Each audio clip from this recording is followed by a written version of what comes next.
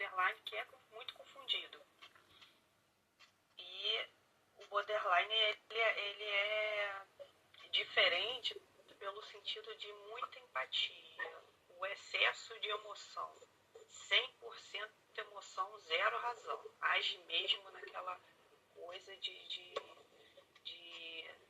impulsivamente amando demais, né? Já o narcisista, ele não é assim, ele é egocêntrico, então assim, tudo que acontece é em volta dele, é ele que é o centro. Então, ele descarta o outro facilmente. Já o borderline, ele é o contrário. Ele agarra naquela pessoa como se fosse assim, eu só vou ser feliz com a presença do outro. Então, eu deixei essa observação lá para que as pessoas entendam a diferença de um e de outro. Que às vezes confunde. Não, gente, vamos botar isso em ordem. Vamos botar a casa em ordem, né? Porque é uma loucura quando a gente para pensar que Amy Winehouse era borderline. Como é que ela muito intensa, codependente do outro, ela só ia ser feliz se o... Gente, vocês têm noção? Borderline. Assim. Eu já tenho borderline. De uma pessoa vivendo no limite, que é o que a nossa autora, né, colocou aqui, borderline, vivendo no limite. Esse viver no limite, essa intensidade, ela enlouquece qualquer pessoa. O ser feliz tem até a noção. Fala, pode falar. Eles têm essa noção do borderline, quando ele é diagnosticado, ele tem essa noção de que é muito perigoso até se apaixonar. Se apaixonar para eles pode ser algo assim desesperador. Gente, eles vivem em função do outro. Que loucura. Isso às vezes confunde a gente também. Porque o borderline, ele é um codependente. O narcisista, ele já tem traços de psicopatia. Né? Ele é o ego, ele é o centro. Ele manipula. O borderline não. O borderline é um jogo de intensidade tão grande que ele se entrega totalmente. Totalmente. Não é só é um sofrimento, sabe? Porque eles não conseguem equilibrar, né? É tudo muito intenso. É aquela amizade intensa demais. Nossa. O outro não entende, né? São tão intensos que eles se prejudicam porque é como se tivesse um vazio e eles só conseguem preencher com a presença do outro. E não é assim que funciona, né? É uma confusão. Eu até botei um trechinho, tipo uma conversa, porque é isso que acontece. A oscilação de humor é muito grande, ataque de fúria, de ira também. Eles podem começar o dia muito bem, ao decorrer do dia, e começar, é como se fosse minar pensamentos. Por que aquela pessoa não quis falar comigo hoje? Será que não quer mais saber de mim? O que eu posso fazer? Aí começa a entrar naquela situação de que o que eu posso fazer para melhorar, o que eu posso fazer por aquela pessoa. Aí fica nessa situação sem fim até dar uma crise de explosão quando encontra com a pessoa. Então a pessoa que se relaciona com borderline, elas ficam meio que pisando em ovos, sabe? Assim, será que... Como é que eu vou chegar para essa pessoa? Será que ela tá bem? Será que não tá? Fica sempre nessa questão. Alma da infância, a gente pode dizer que está relacionado a um desenvolvimento emocional ausente de alguma coisa, porque de fato não é normal, né? Algumas coisas a gente explica através de um trauma, outros de é hereditário. Mas o borderline, ele é hereditário porque, né, a pessoa é borderline. Pode ser, ele pode vir como hereditário. Digamos que se os parentes mais próximos, pai, mãe, irmão, já tiver essa situação do transtorno de personalidade borderline, pode sim carregar-se na genética. Mas não é só isso que faz com que que ele desenvolva, não. Tem muito também, tem a ver sim com tudo isso que você falou, com o ambiente ali que é oferecido, se passou por abusos, entendeu? Seja qual for. Aí, se a pessoa ela já tem essa tendência genética, vai aflorar. Aí, ao decorrer da vida, vai aflorar sim. Então, tudo. A Elisandra está falando aqui. Mãe quer ter filha assim. Eu me sinto como ter uma bomba relógio dentro de casa. O borderline, ele é bipolar? Sim, ele é bipolar, sim. Porém, assim, ainda está tendo os estudos em relação a isso. Mas ele é bipolar e tem, por causa dessa oscilação de humor e essas crises de explosões mesmo. Essa bomba relógio que ela falou é exatamente assim como eles se sentem e como eles agem. Entendeu? Ele pode acordar muito bem, como daqui a alguns minutos, algumas horas explodir. Entendeu? Assim, do nada, sem você ter feito absolutamente nada. Isso é da própria pessoa. Como se trata de um transtorno, não tem cura. Tem a medicação, né? Por isso que é importante do procurar um médico para ser diagnosticado, para começar a trabalhar qual medicação, como que ele reage, né? Com a medicação mais as terapias, aí ele vai ver qual que se encaixa melhor. Trabalho com a psicanálise e a terapia de florais, elas são ótimas para isso, porque de psicanálise a pessoa ela fala, né, através do falo, e ela vai trazer essas questões traumáticas. E com isso, ela vai aprender a regular as emoções, equilibrar as emoções. Porque a gente vê o lado explosivo, então, mas tem a sua parte, o seu lado bom, né, que são pessoas que geralmente são fiéis mesmo, porque elas se entregam tanto ao amor, à fidelidade, que elas são fiéis até o fim, são perseverantes. Quando elas sabem do diagnóstico, elas têm a consciência de que pode sim procurar ajuda para ajudar a regular, né? Tanto junto com a medicação, as terapias. Olha aí, gente, que coisa, né? A Fátima traz pra gente o seguinte: conhecendo um pouco sobre TPP, pessoas com transtorno de personalidade borderline oscilam muito o humor, podem estar muito bem e do nada virar uma chave e tudo desmoronar. Eu fico pensando, gente, uma borderline trabalhando, tá? Por serem muito intensas em tudo que fazem e sentem, suas emoções são tipo uma montanha russa sem estabilidade.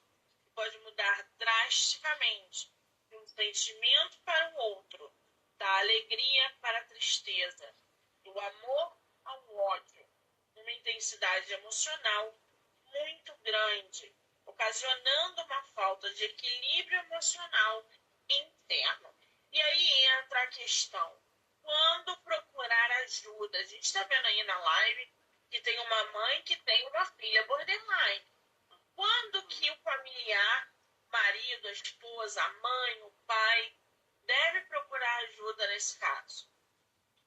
Assim que perceber esses sintomas, principalmente essa oscilação de humor, né? Porque dependendo da idade, por exemplo, se for adolescente, aí o médico vai dar o diagnóstico, vai falar mais ou menos, mas eu não sei se eles fecham o diagnóstico antes da vida adulta. Mas é interessante, sim, procurar, porque pode ser preciso, ela que colocou a medicação, né? Então, assim, precisa da medicação, sim, precisa do acompanhamento, sim, de terapia, sim. E tem como o médico saber, né, o psiquiatra, o neurologista, passar a medicação para saber, porque sendo medicado quanto antes, ele vai aprender, ele vai, né, organizar o cérebro, né, o que se passa no cérebro, porque não é só uma mudança só no comportamento. A mudança é dentro do cérebro. Por isso que por isso do transtorno de personalidade, porque é todo um conjunto, né? Não é só o comportamento, no cérebro também. buscar atividade física, né? A alimentação também é importante, buscar um nutricionista, fazer os exames certinho, para saber se não tem uma falta de vitamina B12, a falta de vitamina D, porque isso também afeta, sabe? Uma baixa de vitamina pode afetar já o humor. Então, assim, quem é borderline, aí fica mais desenfreado. Se tiver algum problema, assim, em questão, assim, dessa oscilação de uma baixa de vitamina ou algo do tipo. Então, é importante, sim, um acompanhamento do médico para que ele dali possa medicar corretamente. E infantil agora, né? Com TDAH, porque nunca se viu tanta gente com TDAH. E agora com borderline. Você acha que pode estar acontecendo uma massificação, acho que é assim a palavra, de diagnosticar pessoas com borderline? Ou você acha que a gente ainda não chegou nesse patamar? Sobre o autismo, o TDAH, realmente deu um boom. Porém, as informações que chegaram para gente são atuais, né? Tem muitos estudos atuais falando sobre o TEA, que é o autismo, e o TDAH. Então, assim, aqui no Brasil chegou um pouco tarde esses estudos. Por isso de estar sendo um diagnóstico agora. Os profissionais da saúde, né, os médicos, psicopedagogos, que trabalham diretamente com transtorno de espectro autista e TDAH, eles estão se informando agora de como que é, porque é detectado geralmente no colégio, em casa. Então está tendo mais diagnóstico, porque agora que está chegando mais informações sobre. Com o diagnóstico, igual o borderline, o burnout, os profissionais estão se especializando mais. Porque é minucioso, né? Quando você fala transtorno, aí a pessoa generaliza que tudo é transtorno. Não. Mas tem vários, muitos tipos, vários. E dentro de cada transtorno pode ter os estágios, sim, mais severo, um grau mais leve, um médio, moderado. Então, assim, está se trazendo muito esse estudo, né, de todos eles. Então, incluindo o borderline e o burnout, também são estudos mais recentes. Por isso que eu acredito que esteja acontecendo isso, de ter mais diagnóstico. Mas é importante demais, sabe, que a pessoa ela procure sim um médico, né? Porque tem transtornos que o estudo está apontando para medicações, os estudos estão apontando não só para o hereditário, mas para medicações, a pessoa foi exposta a medicações pesadas, a uso de substâncias tóxicas, então o alcoolismo, então assim, e isso faz com que na geração na gestação possa vir a criança detectada com algum diagnóstico desse. Eles apontam isso, ainda está em estudo essa parte também. Porém, eu acredito muito que seja por isso. As informações que estão chegando agora, devido a ser uma demanda muito forte de pessoas assim, extremamente ansiosas, extremamente depressivas. Mas por quê, né? Aí tá se... Porque o borderline, ele tem essa coisa da depressão. A crise de ansiedade acontece também. Aí é como se fosse assim, comigo, por exemplo, as pessoas me procuram crise de ansiedade. Mas quando a gente começa a conversar, a fazer sessões, eu percebo que a crise de ansiedade é devido a vários, cada uma a um ser único, né? Então cada um carrega uma história. E nessa história eu percebo que vem, que é onde vem o borderline, que não é só uma crise de ansiedade, a pessoa pode estar confundindo com não é só uma depressão, a pessoa pode estar, isso pode ser só um sintoma de algo maior. Então, assim, as informações, os estudos é extremamente importante, é fundamental. Que os especialistas fiquem sempre buscando mais, compreendendo mais, porque para conseguirem tirar essas informações, às vezes assim, sabe, é muito parecido um com o outro, mas tem sua diferença, o diagnóstico correto, dá para fazer a intervenção melhora, né, o desenvolvimento da criança, ou do adolescente, ou do adulto. Independente antes não tinha esses diagnósticos, porque não tinha essas informações. Então, eu acredito que seja por isso. Agora, diagnóstico vindo de um médico. Né? Não pode a pessoa ouvir aqui e falar, meu Deus, eu tenho borderline. Não. Mas se desconfiar, procura um médico. Organização dos pensamentos. O border capota em seus pensamentos e a terapia é mais uma aliada para ajudar a organizar e equilibrar tudo isso. Ainda assim, gente, é difícil pra caramba. É muito difícil. Você falou sobre o uso, né, de drogas. Quem está sobre medicação não pode fazer uso de drogas. Por quê? Porque ela vai inibir as funções da medicação.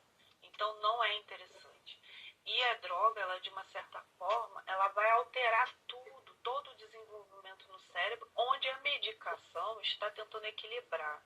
Então, se a pessoa ela tem um alto consumo assim, de alcoólico, drogas, o que acontece? Vai oscilar, vai desorganizar mais ainda, como se estivesse assim, caindo na montanha russa o tempo todo. Já atendi pacientes assim. Então, assim, não dá. É até diferente, né? Quando o paciente está sobre medicação e quando o paciente está sobre droga. Então, é nítido, dá para perceber a diferença. Parecem duas pessoas diferentes. Então, assim, e não é bom, não dá certo. A todo o tratamento, a pessoa pode estar num tratamento o tempo que for, porque tratamento para borderline é longo, tanto com medicação quanto com terapia. Tem que ter paciência. E é longo. Então, assim, é interessante que a família que está junto ali, morando, a pessoa que está junto, saiba lidar com isso e já percebe a diferença. Porque é perceptível a diferença quando ela está sobre tratamento. E quando ingere, aí parou o tratamento ou interrompeu por algum motivo e consome drogas ou álcool, nossa, é como se tivesse retroagido, não valeu de nada aquele tratamento. Tem que começar tudo de novo. Então, assim, é importante sempre deixar isso assim bem claro. Droga, álcool com tratamento não dá certo. Não dá certo. A pessoa retroage tudo. Está indo bem na terapia, está indo bem no tratamento com a medicação, mas entrou droga, entrou álcool. Nossa, é como se tivesse voltado tudo numa intensidade ainda maior. Entendeu? Então, assim, é longo e tem que ter paciência. As pessoas têm que ter essa consciência. Eu imagino. Bullying. Falar sobre bullying. Ai, que é outro assunto assim, bem legal, porque os pais me procuram para falar a respeito disso. Meu filho tá no quarto, não quer sair do celular, e eu não sei o quê. E isso pode ter a ver com bullying. Então eu também falei sobre isso. Falei do papel dos pais, porque quando eu atendo o adolescente, o jovem, a primeira reclamação é: meus pais acham que é frescura. E bullying não é frescura, não é uma brincadeirinha, não. Causa sérios danos graves e é muito bom que os pais estejam atentos. Tá? Eu falei bastante sobre isso, que é bem importante. Isso mesmo. E olha, isso quer dizer que Fátima estará com a gente novamente na Underline PC. Já manda um direct lá para ela, acompanha o conteúdo que ela gera. Tô super feliz de estar participando dessa antologia da próxima. Quem sabe demais. Eu gostei muito. Assim que é bom. Eu quero agradecer a todo mundo que entrou, que saiu, que ficou aqui com a gente, que vai assistir depois. Dizer que já eu volto com mais bate-papo sobre saúde mental. Fátima, um beijo, amor. Um beijo.